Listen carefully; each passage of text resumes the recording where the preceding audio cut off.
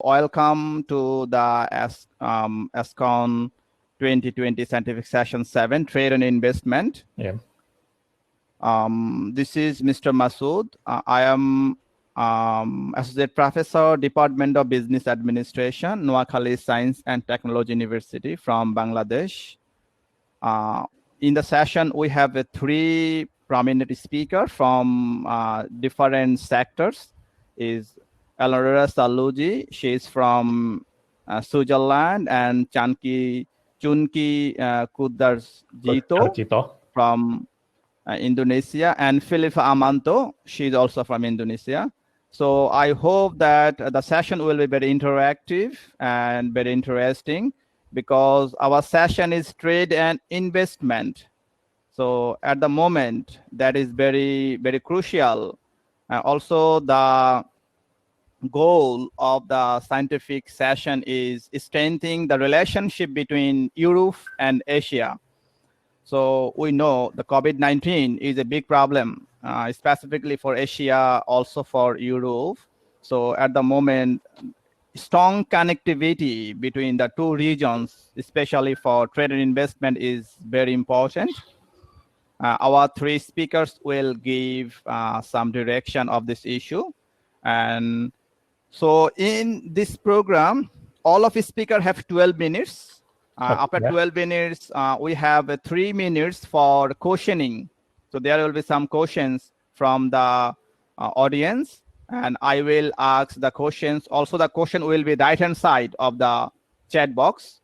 From there, you all, the speaker, relevant speaker will give the answer. And then by following by Eleonora, we will finish our presentation. And 11:10, there will be 10 minutes break from 11 to 11:10. After 10 minutes break, there will be a virtual coffee session. That will be very interesting. So all of you are also like to join the program. There will be many audience can join in interacting, ask the questions, because the session is open for all. So you are also welcome for the virtual coffee session that will be start from 11:10.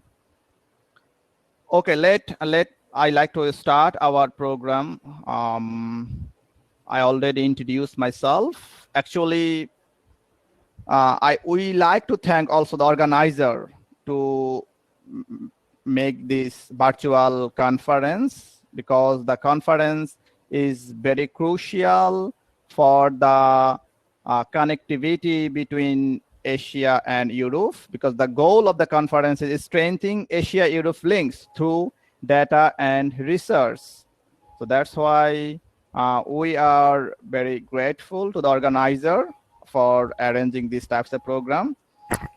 About the sustainability. So connectivity is very important in the sustainable development goal. As I am a researcher on sustainable issue, my main concern is sustainability management. That is the business management policy making. How can they impact on sustainable issues? So I have been working on like sustainable issue of 3BL, like triple bottom approach: the environmental sustainability, economic sustainability, and social sustainability. So we like to believe, if we like to make a strong platform for trade and investment, then we have to recognize the sustainable platform. So in Europe, you know, all of us, we know that they are in good shape of sustainability management area, but particularly Asian countries are far behind. And so there is need a strong connection between Asia and Europe, specifically the researcher level, policy level, and government level, to exchange data, research, technology to make more sustainable in the world. For like an example, maybe the example is also true for Indonesia, like Bangladesh is a particularly very problematic country for climate change, because in the world, most of 10 countries, Bangladesh is one of them because of climate change affected. But the reality is that the country's carbon emission is less than 0.05%. That is very marginal. There is no impact. So in the world, 3 countries, China, India, and US, they are contributing more than 70% CO2. But who are the ultimate loser? Most of the like Asian countries or small island countries. So ultimately, if we don't consider sustainable business, sustainable management, then we cannot solve these types of problem. So Asia, Europe, these 2 regions need very strong bonding in case of technology transfer, policy making or decisions, financial facilities to come up and to reduce these types of problems. So now I like to request our first speaker, Eleonora, to present her presentation, and her presentation topics is enhancing trade and investment facilitation for global value chain integration in Europe and Asia. For the audience, I'd like to introduce Eleonora Salluzzi. She's now working in International Trade Center, Geneva. Now I am requesting Eleonora. Yes, Dr. Masud, good afternoon, good morning to everybody connected to this session. As Dr. Masud was mentioning, my name is Eleonora Salluzzi, and I'm the first speaker of this session on trade and investment. I work at the International Trade Center based in Geneva. It's a joint United Nations and WTO, World Trade Organization agency, mandated to connect small and medium enterprises to international markets in developing and least developed countries. And I'm pleased to guide you through the first presentation of this session. So allow me to share my screen. So the study was developed in collaboration with the Economic Research Institute for ASEAN area. And the aim was to understand the key features of integration of global value chains in Europe and Asia. As we all know, Europe and Asia have been able to harness the dynamics of global value chain integration and have succeeded remarkably in harnessing the dynamics of modern trade and production patterns due to a number of factors that we will see later on. So the aim of the study was to understand how global value chains have spurred trade and investment connectivity in Asia and Europe meeting region, in the ASEM region. So which are the key policy factors that have enhanced and have made possible the integration of Europe and Asia in global value chains, and also analyze the main factors that have hampered so far technology and knowledge spillovers across the ASEM region. And we will see that in the study, one of the key findings is that in least developed countries, in developing economies in Asia, the integration of countries, of firms into global value chain was hampered due to a number of factors: managerial capabilities, lack of spillover effect into the domestic economy, and this of course hampers linkages between small and medium enterprises into the larger global value chain landscape. But also, based on the findings, the aim of the study was to propose feasible and actionable policy recommendations to policymakers across the 2 continents to improve not only the hard infrastructure, which of course is important, but the soft infrastructure that can of course provide solutions when hard infrastructure cannot be, when investment in hard infrastructure cannot be realized, especially in developing countries. Soft infrastructures comes at the hand of policymakers to enhance the ecosystem, the business ecosystem, and how to simplify the regulatory trade and investment environment in the ASEM region. For this study, we have conducted a qualitative analysis of trade and investment trends in the 2 regions, in Europe and Asia, in the last decades, looking at 3 main indicators: how trading goods, trading services, and foreign direct investment have grown and interacted with each other, to understand what were the key feature of trading goods, trading services, and FDI growth in the 2 countries. but also provide a policy analysis of the areas demanding, as I said before, the attention of policymakers, both in Europe and Asia, to remove barriers to global value chain integration. We all know that tariffs have massively decreased in the past few decades, thanks to different rounds of liberalization at the multilateral, bilateral, regional, and unilateral level. But there are still non-tariff measures which hamper the linkages, the interaction, the connection of small and medium enterprises into global value chains, because these non-tariff measures or non-tariff barriers, depending on the level of stringency of such measure, make compliance levels on the SME side very hard to achieve, and that's why they hamper the integration of SMEs into global value chains. So we have provided a policy analysis of areas demanding the attention of policymakers. What are the areas where policymakers need to intervene? And we provided recommendations to further enhance Asia-Europe connectivity in trade and investment. So in this study, we came up to a few key highlights. So based on our research, we identified that the intense economic activity in both in Asia and Europe was spurred mainly by inter-regional trade in intermediate goods. And I think this was one of the key factors allowing Asia and Europe to really harness the dynamics of global value chain, because compared to other regions in the world, North America, Africa, Latin America, Asia and Europe really show the highest level of inter-regional trade in intermediate goods. Europe in 2020, inter-regional trade in intermediate goods was reported nearly to 60%, whereas for Asia was 55%. We can understand how inter-regional trade in intermediate goods have really allowed Asia and Europe to harness the dynamics of global value chains. And that's why we often speak of factory Asia and factory Europe, because at the regional level, there was an hub that triggered production at the regional level and created linkages at the regional levels with different trading partners based in the region. And we have also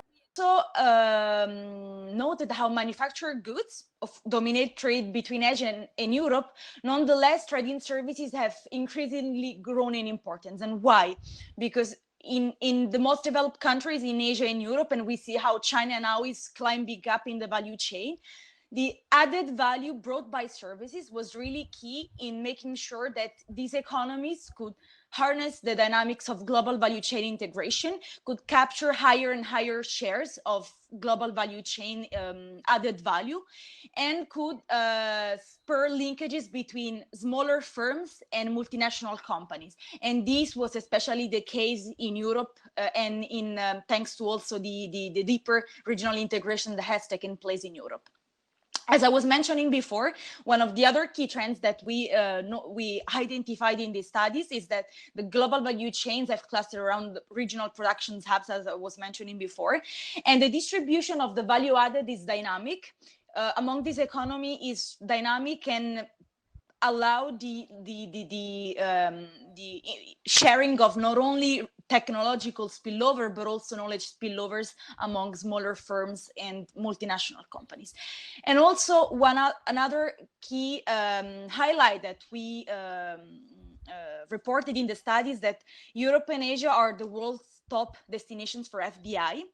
And in Asia, especially, the strong connection between global value chains and FDI mainly triggered intra-regional foreign investment. So we have reported in this study how intra-regional FDI mainly led to the intra-regional trade in manufactured goods, because FDIs was mainly aimed at increasing the manufacturing capacity of regional economies. So we have seen a large... Okay. Maybe we missed. Okay, it seems that Eleonora has had a technical problem. So I will try to see with her on another channel and continue. Thank you, Abdul, if you're still. Yeah, I am listening you. Yes, maybe you can just introduce the following of the session, and I will see with Eleonora if I can help her to come back to conclude. Thank you. Okay. There is maybe some technical issue. So actually, Eleonora, she like to deliver her presentation, that is global value chain, and it is very interesting topics, because we know as for sustainability, global value chain is very crucial. For manufacturing company to service company, all types of company, global value chain is a very integrated issue. But the problem is now, specifically in the COVID situation, there is a big issue. How companies are doing or sustaining this value chain, specifically the developing countries. I can share some example like the textile or garments industry from Bangladesh. So when the COVID was started in March in Bangladesh, many European companies stopped their ordering goods. And what happened? Then many workers lost their job because the in Europe or in US or in other countries, demand of product is decreasing because of COVID. And at a time, the company, those made order, they canceled it. So what happened? This is not a sustainable decisions, but this is unexpected because of the ongoing recession or ongoing or abnormal situation, specifically trade and investment. So now this is a good time to recognize the world policymaker between different countries. When these types of abnormal situation will happen, how can we tackle? Because if we think last 6 months, the world economy is downing, not only in Europe, also in Asia, also in America, everywhere. The production, export, import is hampered. Specifically, the communication is now almost stopped because most of the time the flight connectivity is not in regular. So whenever we are looking for global value chain, then we have to think these types of labor practice, these types of order like export import practice or procedure, because sustainability, it assures that organization will be in a certain level, they can provide all types of facilities to their workers, to the customers. But whenever the demand of product is stopped, then the company stop the ordering, then what will happen? Many organizations cannot afford to pay their regular salary or wages to the labor. And many people, many workers lose their job. So it has impact, negative impact to the global value chain. So whenever we are facing, because maybe last 100 years, that is not happening in the global, but now this is happening in the global. So companies, specifically for the companies who are working for policy making in their corporation, they have to be very much conscious of the issue regarding the salary of the workers or production, demand, marketing issues. Global value chain is one aggregated issue. They need integration procedure. That is Eleonora like to say, and they have find very good findings. Unfortunately, now she is not with us. So whenever she will with us, we will just maybe we will again make her some times. So this times I like to request Cungki for delivering his speech. I'm or his sorry, presentation. I think I lost my connection. I'm very sorry for this inconvenience. Oh, yeah. Mr. Cungki, I think Eleonora will finish, then you can start. I'm very sorry. Okay, thank you. Apologies. Eleonora, please. Yeah, it's okay. It's okay. This is a technical problem. Yes. So please, now you can start. Let me my screen again. Okay, I think now you can see again my presentation. Okay. Yeah. So before the connection was lost, I was delving into the policy determinants that enable the global value chain trade in the ASEM region. And trade liberalization is, of course, one of the key factors that made possible the strong integration of ASEAN countries into global value chain. Trade liberalization, of course, as I mentioned before, at the multilateral, bilateral, regional, and unilateral level, with the slashing of tariffs, has enhanced, has allowed a smoother and faster movement of goods across the borders at a reduced cost. But also the increasing share of services in value-added trade. As I was mentioning before, countries like China today and Indonesia, for example, are tapping into advanced manufacturing economic opportunities. And we see how the value-added share of services in global value chain trade is really key in upgrading into the value chain, capturing higher slices of the global value chain pie, and that's how countries across the two continents, in Asia and Europe, manage to tap into new opportunities in global value chain trade.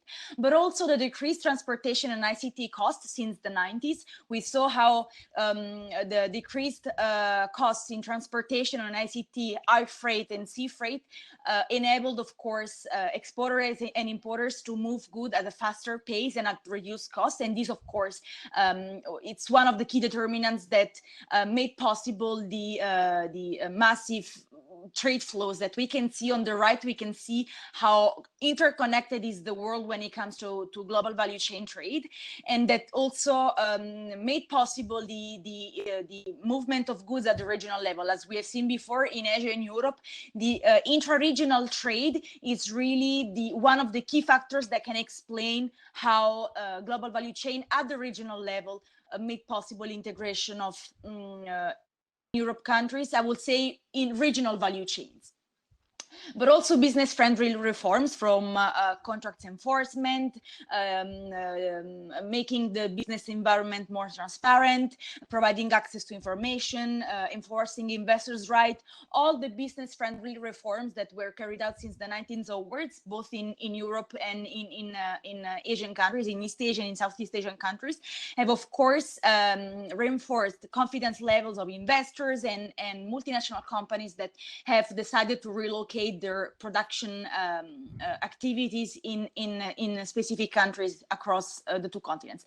And again, deep regional integration is also, we found that deep regional integration in Asia and Europe was one of the key determinants to drive forward this process of stronger global value chain trade at the regional level, with tariff reduction, but also cooperation in investment, intellectual property, trading services. Deep regional integration was truly one, let's say, the engine of the whole process, whereby countries were put in a position to trade more and trade at reduced costs. Lorena, please finish as early as possible. I will go quickly through the main barriers to GVC integration that we found in our study. We have seen that small and medium enterprises, I was mentioning before, especially in lower income countries in Asia, have weaker linkages with multinational companies because of weaker knowledge and technology spillovers, but also the increasing presence of non-tariff measures. As I've mentioned before, tariffs have decreased, but non-tariff measures have been increasingly used by countries sometimes as a protectionist measures to slash competition in their own countries, but also put trade facilitation environment, especially in least developed economies in Asia, whereby customs procedures are still cumbersome for traders, exporters, and importers. And of course, this does not project a sense of confidence towards investors and multinational companies that wish to relocate their operations in developing economies in Asia, in least developed economies in Asia. Service restrictiveness is also one of the key factors that we found in our study that hampered the GVC integration of small and medium enterprises in bigger value chains, but also the lack of systemic mechanisms to absorb knowledge and technology spillovers at the firm level.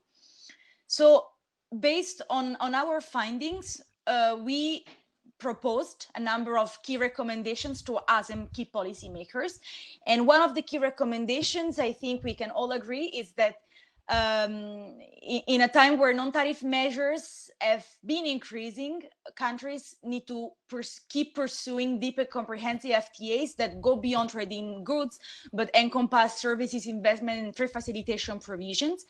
ASEM is already a strong forum, and it can be used by policymakers in Asia and Europe to enhance the connectivity of SMEs in the digital marketplace and advance talk on e-commerce related topics. We know that e-commerce, even at the multilateral level and at the plurilateral level, is gaining ground, and it's certainly one aspect where policymakers need to cooperate. Due to the fact that NTMs are rising more and more every day, ASEM policymakers should establish a cooperation mechanism, solid cooperation mechanisms to address NTMs, share information on the respective NTMs that have been notified to the WTO in Asia and Europe countries for increased economic growth.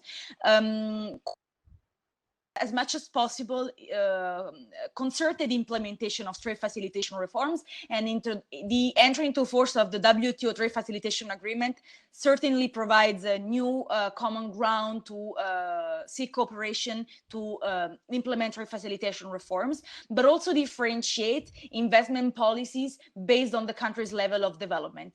Because it's important, of course, to attract foreign direct investment, but it's even more important, especially in least developed economies in the Asian continent, to absorb the investment in the domestic economies. So I've come to the end of my presentation. I thank you for your attention, and should you have any questions, please do not hesitate to reach me at this email address. I'm sure that it will be shared with you as well when the presentation, with the presentation. So thank you very much for listening to me. And if you have any question, I will be most pleased to answer to you. Thank you. Thank you, Eleonora, for a nice presentation. Your topic is really very nice.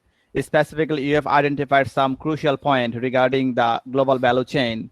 And I have found one important issue, that is managerial capability. Indeed. That is really important for the strong connection between Asia and Europe. And particularly if we like to think, I think yes, managerial capability indeed. in Asian countries, really this is very weaker.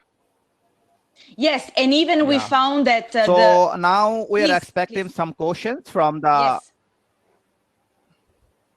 Yeah, please. We are expecting some questions from the audience. If there is some questions, then definitely we will ask to you. Other than, we will go for Mr. Cungki Kusdarjito for his presentation. Thank you, Eleonora.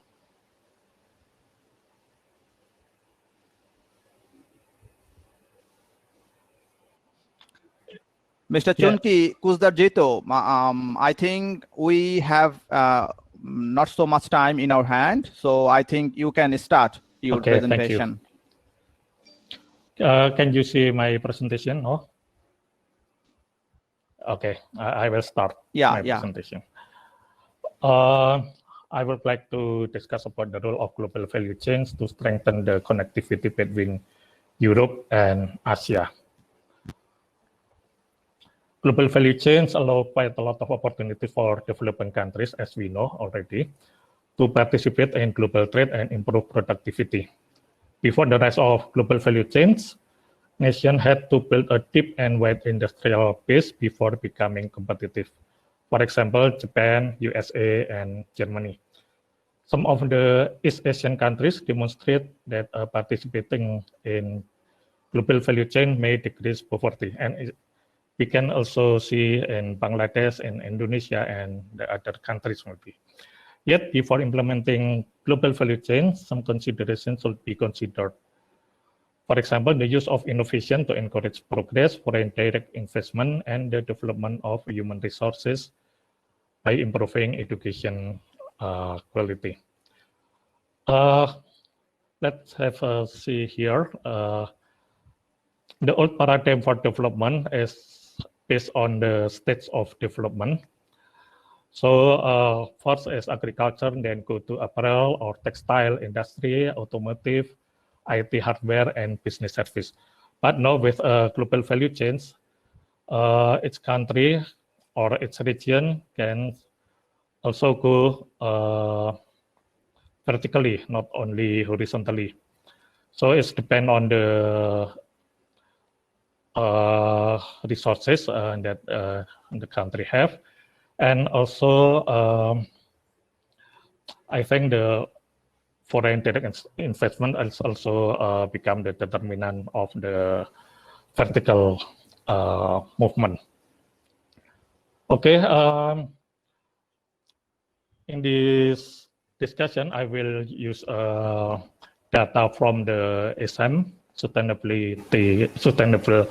Connectivity Portal. And I use the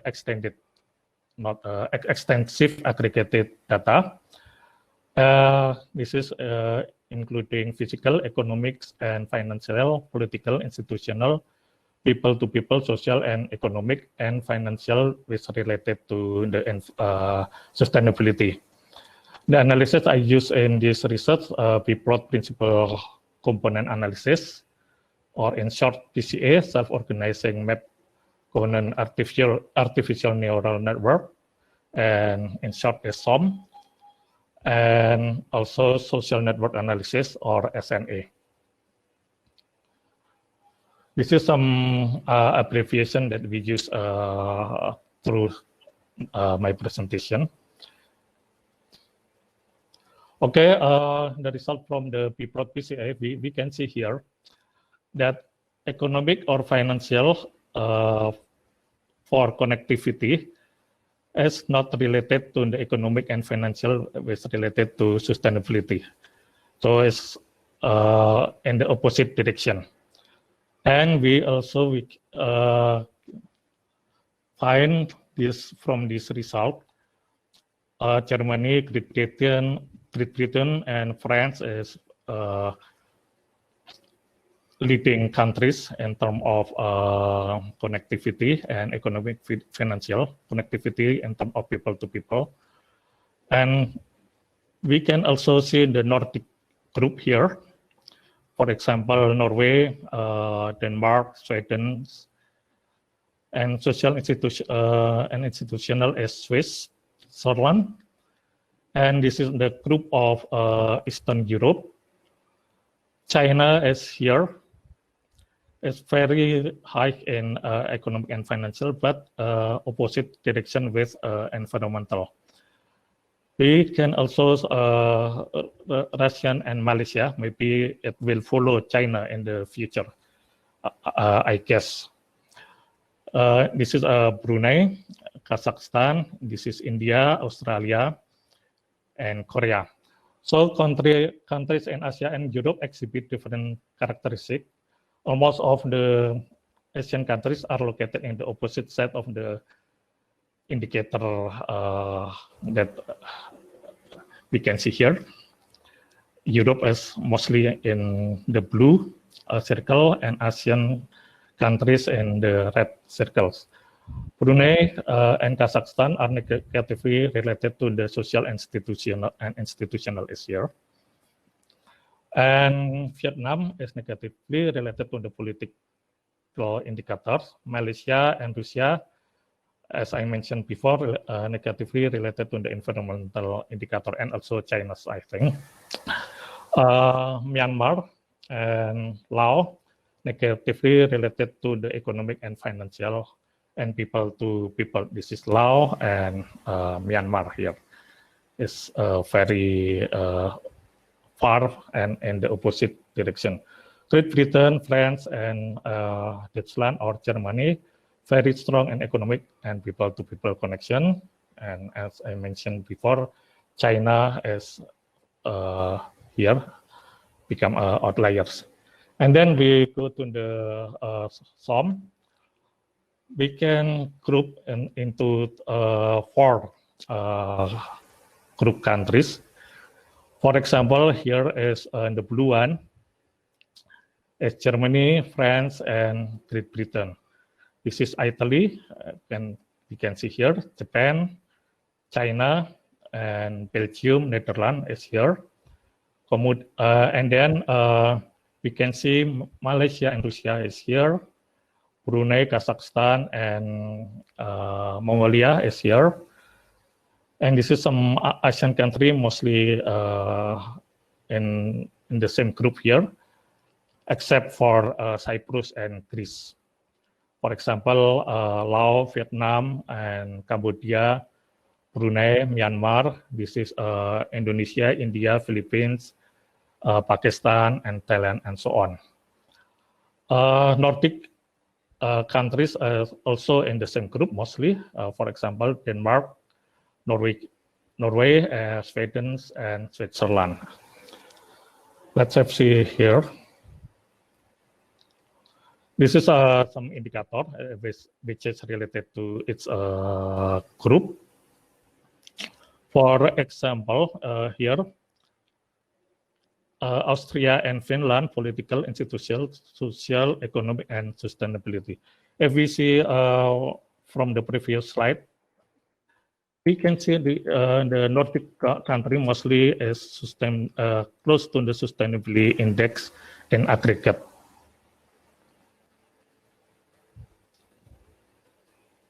You can download my presentation, I think. And then for the social network analysis, I make 2 analyses for foreign direct investment and trade in goods. For FDI, we can see 3 groups here. This is mostly Europe. This is Eastern Europe. This is Asia and Oceania. Russia, Korea, and Vietnam and Pakistan become a small cluster here, along with the bigger Europe and Asia cluster. Trade and goods, we have 4 groups in Europe, Luxembourg and Croatia. This is quite interesting. And West Europe, and then Nordic and Greece, Cyprus, Hungary, and so on. And also we have other group here, mostly from the Eastern Europe. And then this is Asia. The small one is Brunei, Darussalam, and Myanmar. This is SNA for FDI and trade in goods. China is the main source of FDI in IT in Indonesia, India, and Indonesia, and Malaysia, whilst Korea is the most source of the FDI in China and Vietnam. So China, and we can look at here, Vietnam, Korea. Korea also invests heavily in China, and also China go to India and Indonesia. And trade and goods, China and Germany are the main player in their respective region, followed by Japan and Korea. Netherlands and Singapore are small countries, but they have a major roles in logistics and distribution. Based on the SOM and PCA, none of the Asian countries is related closely to the institutional indicator yet. Europe is excellent in institutional indicators. Foreign direct investment in Asia is concentrated in some countries. For example, India are among the largest recipients, mainly for China, while Vietnam receive mostly from Korea. Central European countries, maybe I think constrained by their scale, some of these countries are trying to capture foreign direct investment or FDI and flow the trade through the modern Silk Road from China. But they must compete each other. The network from Brunei and Kazakhstan with artists and natural resources are quite limited, so the country need to improve their networking. Myanmar, Laos, and Cambodia are lacking in resources in all aspects.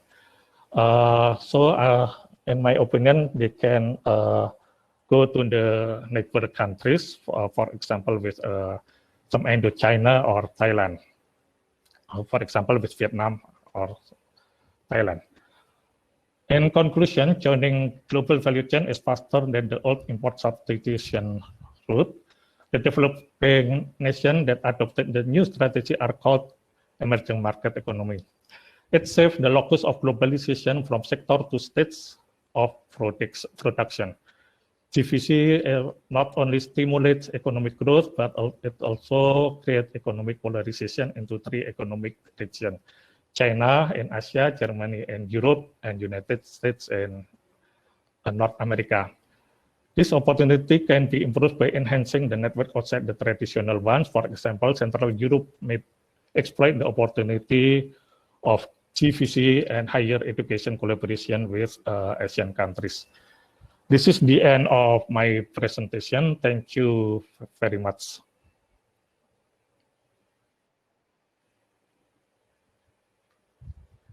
You're welcome. Thank you.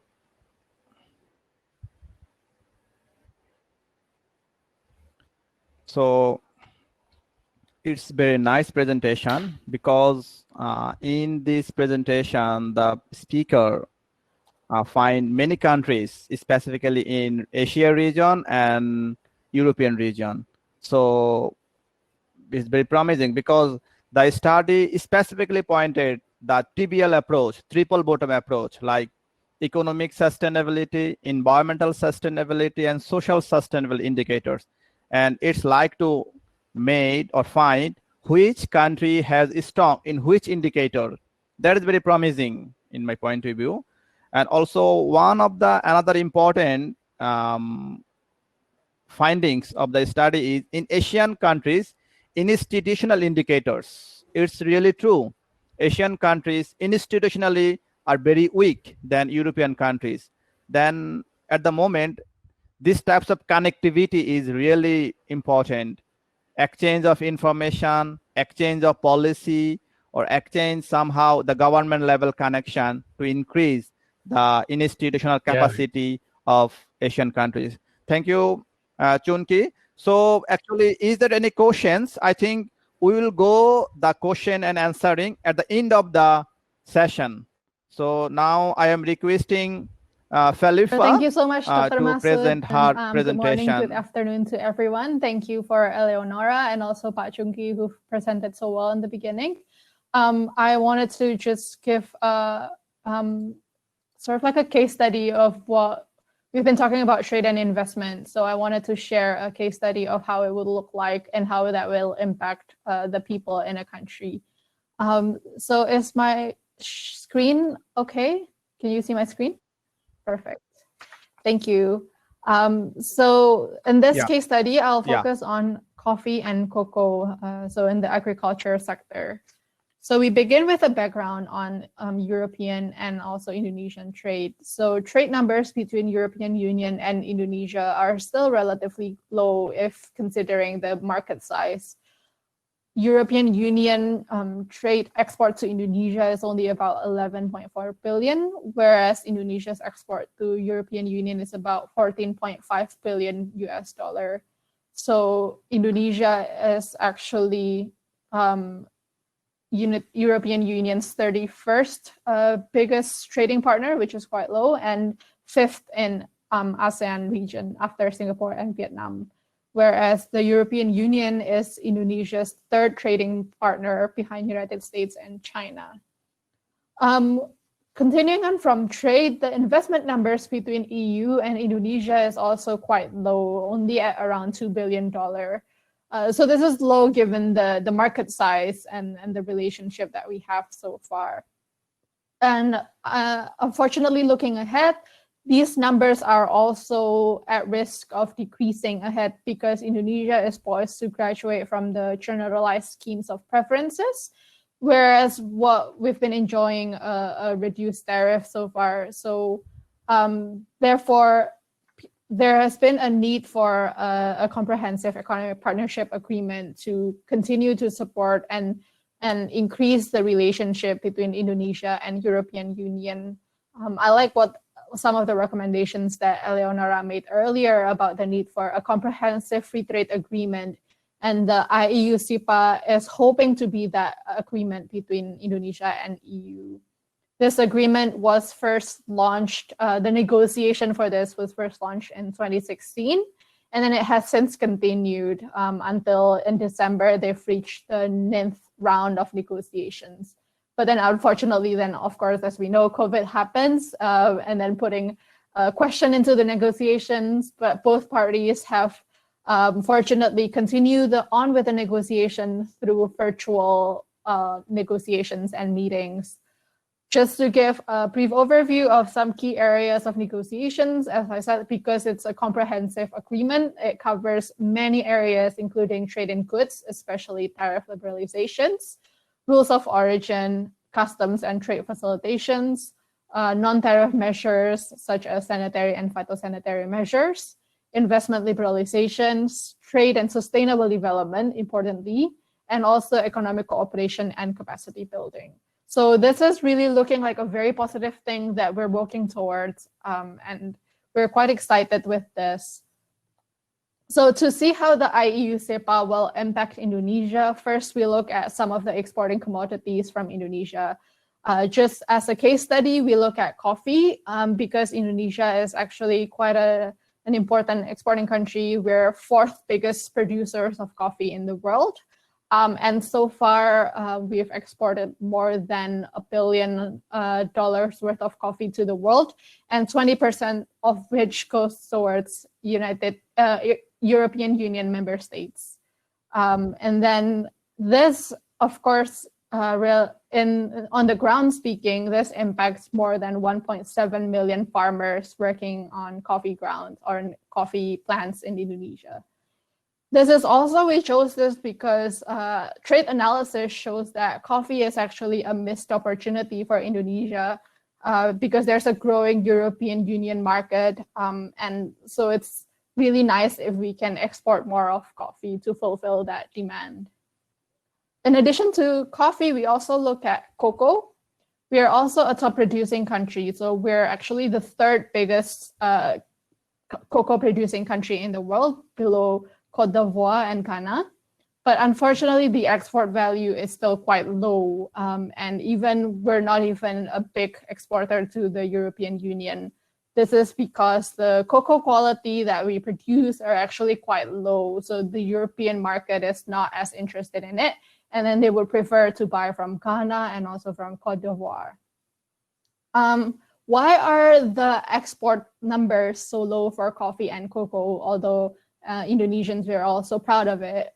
And so unfortunately, because the production and the productivity rate of both commodities have been declining in recent years. If the slide is still a little bit quite small to see, I just wanted to point out that the orange bar here are coffee production, and then the blue bar here are cocoa production. And then we can see from 2012 in your most left until 2017 on your most right, both coffee and cocoa production are actually declining. And this is due to so many different factors, but among the production challenges, we have aging trees and also aging farmers that are mostly elderly, smallholder farmers. The coffee and cocoa are also increasingly low priority crops. So a lot of the farmers move towards staple crops like rice or maize or other commodities and moving away from coffee and cocoa. A lot of the plants are also affected by diseases. And then the farmers themselves lack finances to be able to afford quality inputs such as seeds and fertilizers and everything for their plants. Furthermore, because of those lack of finances and also lack of capacity, there's also a lack of value-adding activities by the farmers. So for example, like roasting the coffee beans are still very minimum. And then last but not least, of course, we realize that climate change is also affecting these production, and especially for coffee that are so vulnerable and at risk to climate change, changes in the environment and the weather. The Indonesian government so far have been involved in intervening to boost production and productivity in the hopes of exporting more. Especially in recent years, the current Minister of Agriculture himself places export as one of the priority program in his term. And he even stated that he wishes to increase the exporting number by 3 times. Some of the government interventions have been providing seeds for farmers and then providing subsidized fertilizers, pesticides, and then having some research and development towards more resilient seeds, value-adding machineries, land expansion, and then also providing some good agriculture practices, training and extension services, and also imposing Indonesian national standard. Unfortunately, some of this, although it's much appreciated, they are not enough to actually support and reform the coffee and cocoa production in Indonesia. For example, you have the Indonesian national standard, which are hoped to be able to increase the quality of the crop. But unfortunately, without enough extension services, farmers are still unable to produce up to the standard that we have imposed. So a lot of really still challenges in terms of producing good coffee and cocoa. And unfortunately, also another trend is foreign direct investments are still quite low in agriculture, and also relatedly, investments from European Union towards Indonesia in general is low, and also to agriculture, it's even less. In agriculture itself, most of the investments coming in are from domestic investments, and foreign direct investments are way less than domestic investments. For example, there's actually also a decrease in investment from 2018 to 2019. So the current president have really encouraged to get more foreign direct investments. So that's why we wanted to look at how investments would affect these farmers and also the production and productivity of coffee and cocoa. We looked at 3 cases of private sector investments and initiatives that helps coffee and cocoa production in Indonesia. And 2 of them are European companies. First of all, it's Swiss Contact with its Sustainable Cocoa Production Program, or SCPP, which is spread across Indonesian islands and provinces. The second one being Nescafe, of course, a big multinational company based in Europe, which they have a coffee partnership in Lampung. And last but not least, we have a local organization, Yayasan Kalimajari, which is a non-profit local organization, but they receive partnership and also funding from a lot of European companies as well. Those 3 case studies, these private sectors, they provide various investments related intervention to farmers. For example, they have access to finances. They also have bigger and more people doing extension services. So with the extension services, they would teach the farmers on how to do good agriculture practices and etc. And as a result of that, this is the private sector initiatives that they conducted. And one of them also have contract farming, in which they set a standard, agree upon standard from the producers and the buyers, and then teach the producers to meet that standard, but with a guaranteed buyer in the end. So with this private sector initiatives, we then see a significant increase in productivity. For example, on your left, Swiss Contact trained about 154 cocoa farmers. And when the national average of cocoa productivity is about 0.4 ton per hectare, with Swiss Contact, it can reach up to 2.5 ton per hectare. Nestle, on the other case, Coffee farmer can reach up to 0.5 ton per hectare, which is the national average. But with Nestle, it can go up to 1.2 ton per hectare.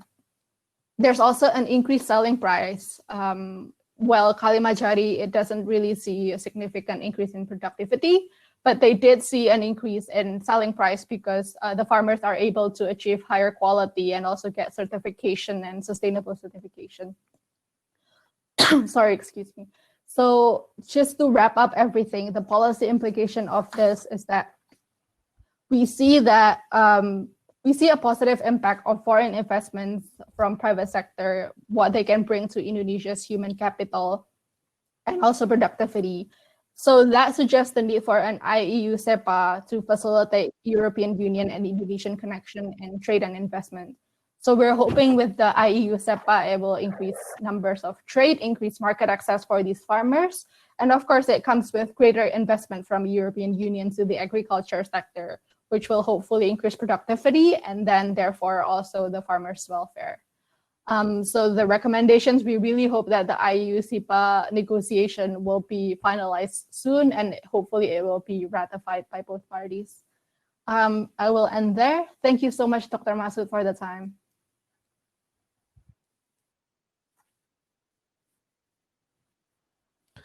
Thank you, Felippa, for a very nice presentation. It's very interesting issue regarding coffee and cocoa. Both is really very familiar all over the world, and how the product, how so interesting and very important product can make connection between two regions. You have give some example. So this is the formal ending of our session. In the session, we have 3 speakers, they presented.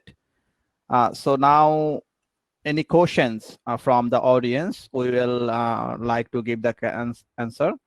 There is a question that is made by the Bashish Pusti to the Eleonora. Yes, I can read them in the chat. Eleonora, do you find the questions?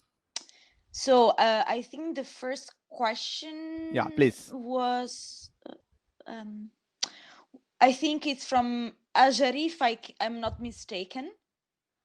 While NTMs are rising, would you foresee or like to see the ASEM FTA, if ever happen, will facilitate the global value chain? This is a very interesting question. Thank you for posing it. Of course, I think at the regional level, the Asian countries will have higher negotiating power vis-a-vis the European countries. The European countries, the EU, the fact that the EU is a bloc of 500 million peoples, it's the strength of why the European Union is a global leader in international trade nowadays. So I will definitely see the benefits of having a mega regional trade agreement. But on the other hand, and we have seen this in the RCEP negotiations, which have not come to a conclusion yet, that it's challenging that such a high number of countries may come together to agree on a number of issues: trading goods, trading services, investment, intellectual property.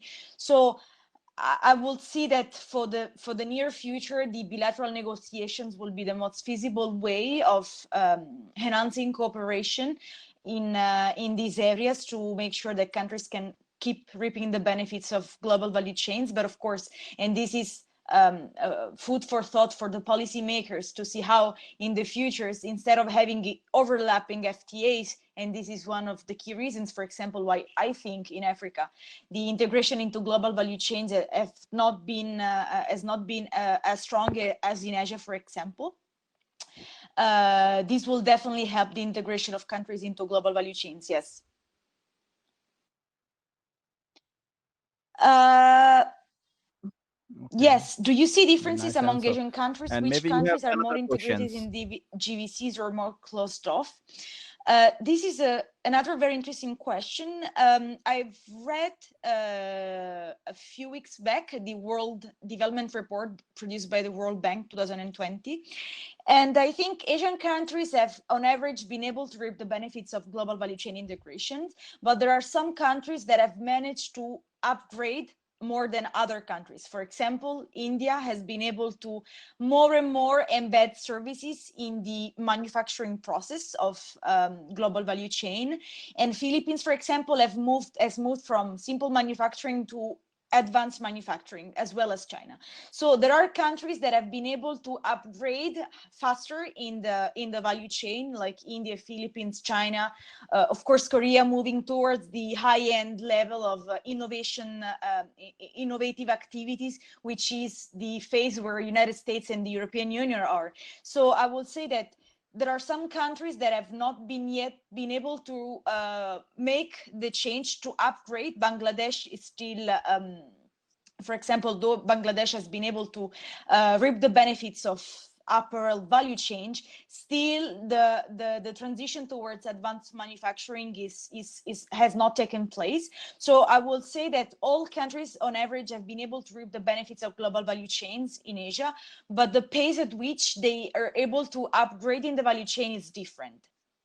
So I would say that it's more a question of speed at which they integrate and they move upgrading the value chain rather than integrating into value chains, because this has been the case on average for almost all Asian countries, in Southeast Asia and in East Asia, and to a lesser extent in South Asia. But I would say that the key determinant is really the pace at which they manage to upgrade in the value chain from commodities to simple manufacturing, advanced manufacturing, and then innovating activities, which is the high-end part of the value chain.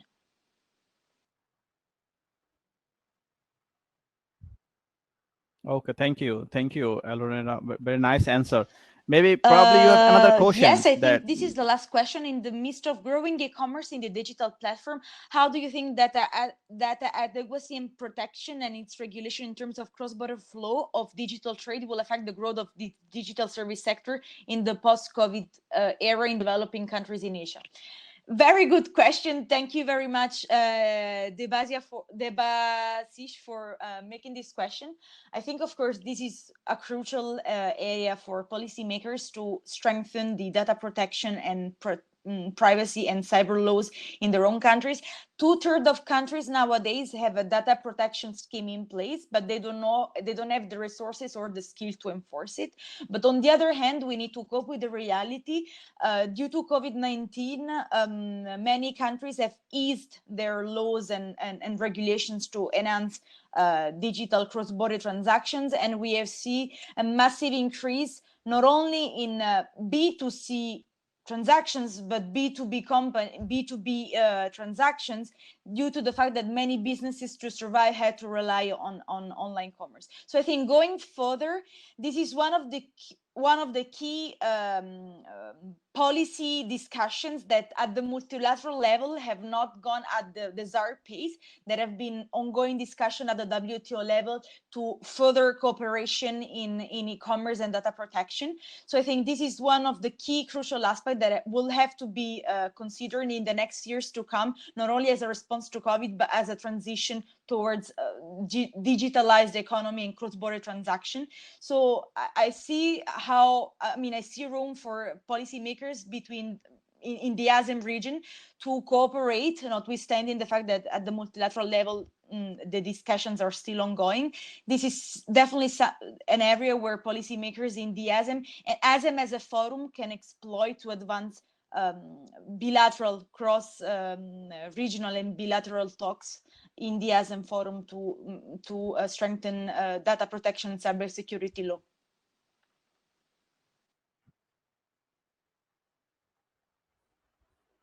Okay, thank you. Now there is another question. The question is to Felippa. Felippa, do you read the questions, please? It's from Camille. How will the sustainable development be ensured in the IEU CEPA? What role does the cocoa and coffee sector play in it in terms of diversification of export products, especially moving away from palm oil? This is a really good question, Camille.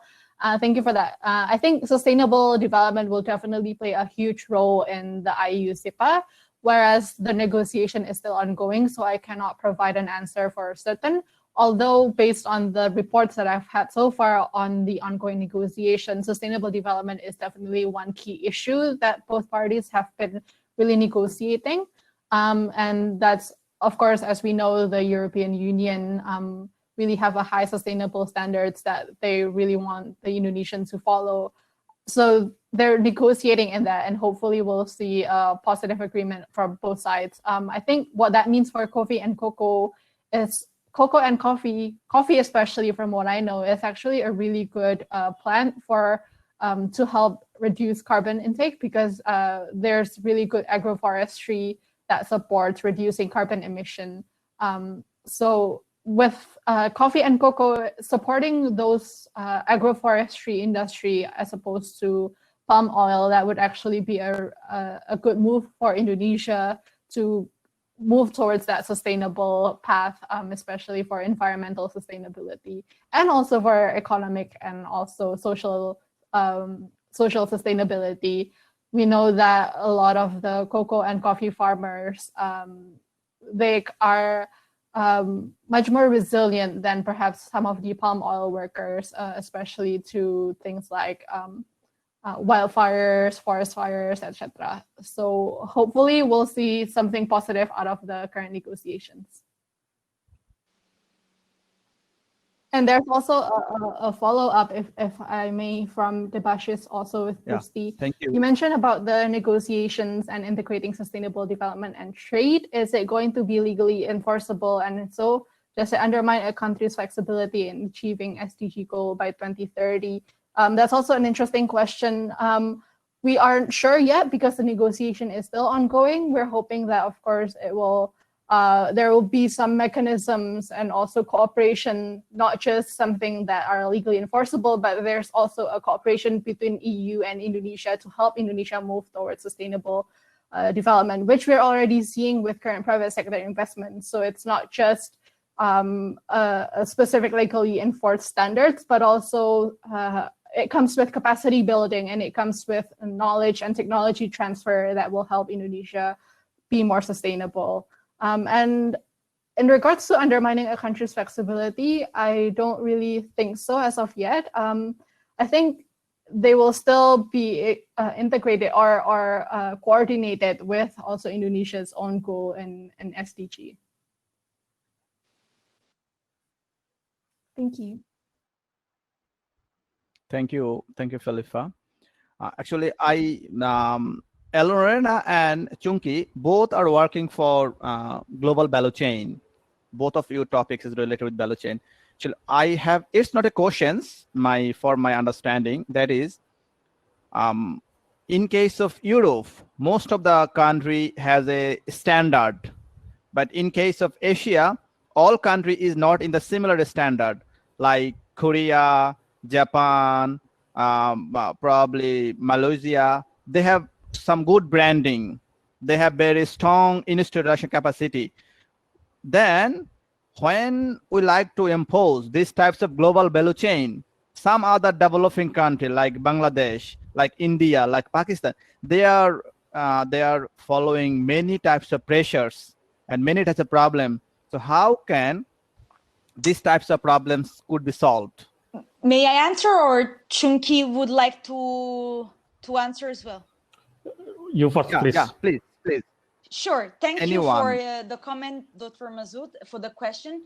I think, of course, different countries, based on their natural endowments, geography, there are determinants of countries' participation into global value chain, and the World Bank has produced a very interesting report on this. I think the integration of each country into global value chain is different.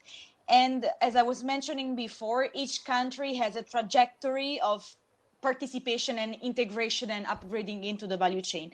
Of course, countries in Asia, as they don't belong to the same regional group, they have different standards, and this is something which I will say it's natural based on their different levels of development. So unless there is a strong supra regional push, as this has been the case in Europe, where all the participating members in the European Union had to adapt the same standards and conform to the same standards. I think it's inevitable that different countries in Asia will follow different trajectories of integration upgrading into global value chains. And South Asia, indeed, has been taken, let's say, a less faster pace into integration and upgrading into global value chains to a number of factors. And definitely, I think the policy reforms, regulatory reforms have played a role, because Southeast Asian countries and in East Asian countries, Korea, China, Japan, and all the Southeast Asian countries, I think they have put in place a systematic, let's say, systematic way of approaching regulatory reforms to ease foreign direct investment. And I think this was why these factors. So enhancing regulatory framework and making the business ecosystem more conducive for investors. I think this is how Southeast Asian countries have potentially been more able to tap into global value chains, because of ensuing regulatory reforms that attracted multinational companies. But on the other hand, different countries have different standards and levels of development. And I think it comes in a natural way for countries to upgrade in global value chains. Now we see China has upgraded into advanced manufacturing, when before it was the key country driving simple manufacturing in global value chains. So I think each country has its own trajectory that will follow its own natural course.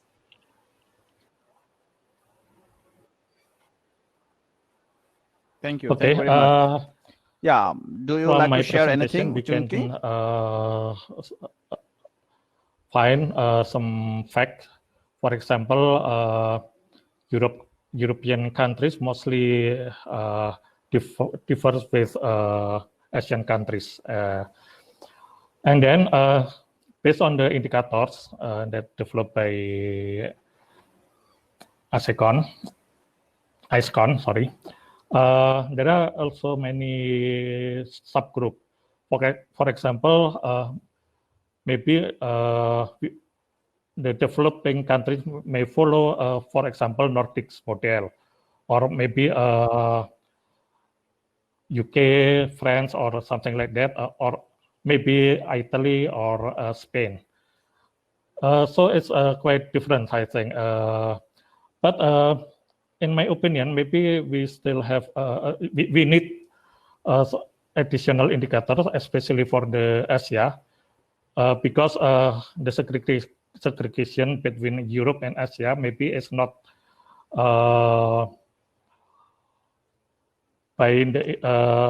I think it may be caused by the lack of indicators that represent the value of the Asian countries. We can see, for example, from the host state, the countries like Japan, China is different from Nordic in terms of value. And then if we see also from the group in Asian countries, mostly still in developing process.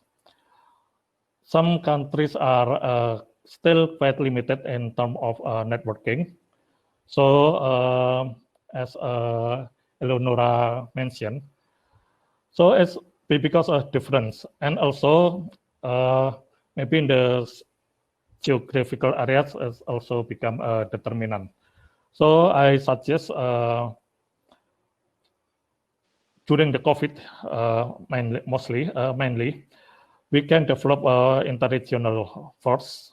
For example, in ASEAN, we have AFTA, as ASEAN Free Trade Area, and also AFTA, ASEAN Plus, for example, with China. I think, as mentioned by Eleonora, there are hub and maybe super hub. Super hub maybe China, Germany, and USA. And also based on the social network analysis, we can also see that Korea mostly go to Vietnam and China, but Japan, China go to India and Indonesia. So we must exploit these opportunities, especially between supply chain. And then the transformation, as I shown in my earlier slide, each country can go vertically, the transformation. I think this is additional for me. Additional comment from me. Thank you, Prof. Okay. Yeah. Thank you. Thank you very much. Thank you very much. It was really very nice, interesting, and interactive session because 3 speakers, they made presentation on very important topics relevant to trade and investment during the COVID-19. Also, the speakers prominently said about the sustainable issue. So I think if you like to make good trade and investment facilities, if you like to go through for good relationship between Asia and Europe, then we need interconnection from country to country. So there is no questions from the audience. So I think we like to close the session. Especially, I like to thank Eleonora for very nice, enthusiastic presentation and also very good answering and questioning. And I like to thank Cungki for very nice country-wise sustainability indicator that is very important and essential to identify each country's sustainability performance. And also our last speaker was Felippa. She also presented very nice, very 2 important and popular product, that is cocoa and coffee. How product can make us sustainable, how product can make connectivity between country to country. That is very interesting. So I would like to thank all the presenters who are giving the presentation, and I would like to thank the organizer of the AESCON 2020, and I like to thank the audience who are listening our presentation and who ask the questions. Thank you, everybody.